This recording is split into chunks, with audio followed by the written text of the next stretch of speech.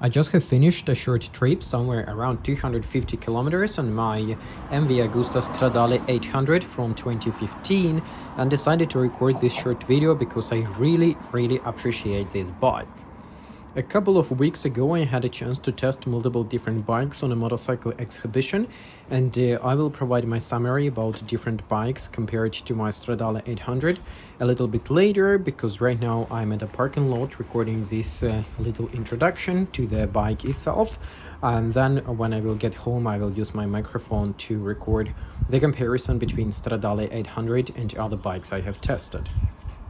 So all in all, I really like my Stradale 800, and this is just a perfect bike for me because it basically can do everything. For me personally, I can use the bike to just sit, relax and enjoy a slow ride, but it is also very agile, so I can do traffic filtering, and it's just enough power to speed up whenever I want and go like 130-150 kilometers per hour whenever I need to.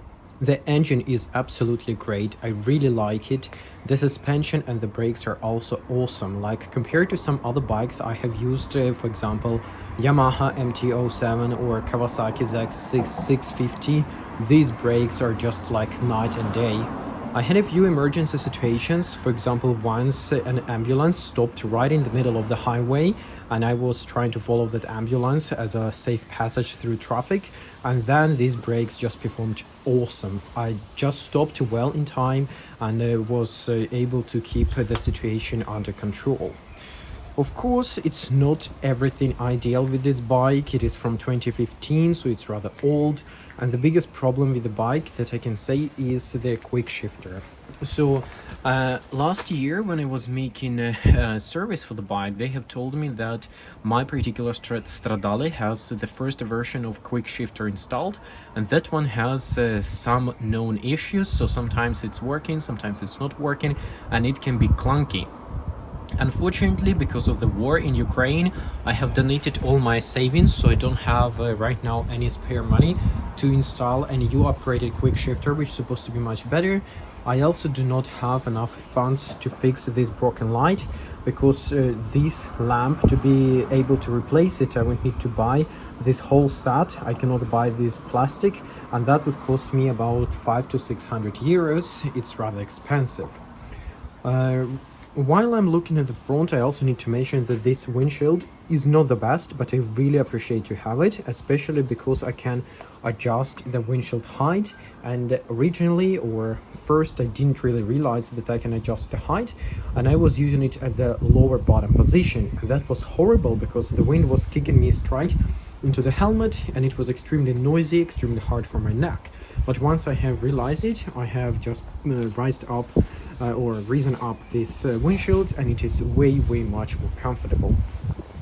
Now, for having my trips, I have installed Garmin Zumo 595LM adapter over here, and I have to say it was very easy, well, comparatively easy to forward this cable over there and then through here, and under the seat, and then have it everything under the seat. So now I have my freedom to ride wherever I want because I have GPS which would navigate me around.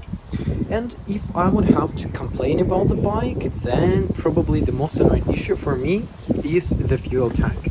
The fuel tank, for my liking, is a bit too small because I like to have long trips, and this bike is rather thirsty. I'm always driving in the sport mode recently, and with that sport mode and with my riding style, it consumes about 6.5 to 7.5 liters per 100 kilometers, which is rather much, but that's what you have to pay if you want to have fun riding. Another thing that I may nitpick on is that it takes a rather long time to start the bike. So for example, when I turn on the ignition and kick the starter, it can rotate for a while and only then start. It may feel like there is some sort of a problem and the bike is refusing to start, but in reality it's just how this MV Agusta Stradale works. Let me try to demonstrate what I mean with the long start. I'm not sure if it's gonna behave like this right now because it's rather warm outside and it may start rather quickly, but let me try. So first turning the ignition key, waiting for the bike to start itself, and then pressing the ignition, which is here under the helmet.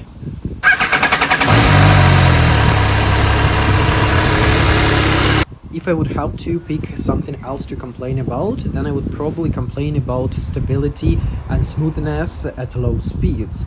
Like, after I have got my ECU upgraded and after running a few dozens of kilometers with a new clutch, the bike has smoothened a lot, but still compared to the new bikes, the low ends here are a bit rough and it's bubbling a little bit. It's not as bad as the Ducatis, which have V-twins, but it's also not as good as the modern Stradale. It's also a little bit annoying that because of this Euro 5 or Euro 6 or whatever Euro regulation, when I release the throttle, the bike feels like it's choking.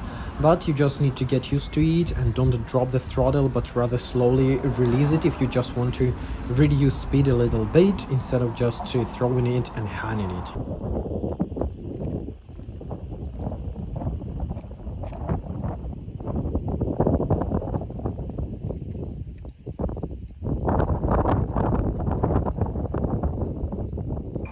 Another thing which is valuable for me about this Stradale 800 is the uniqueness of the bike. Like, of course, there are many different Yamahas and Kawasaki's and Ducatis which would be performing just as good as this Stradale, but you would also have to pay much more if you would be buying a new bike.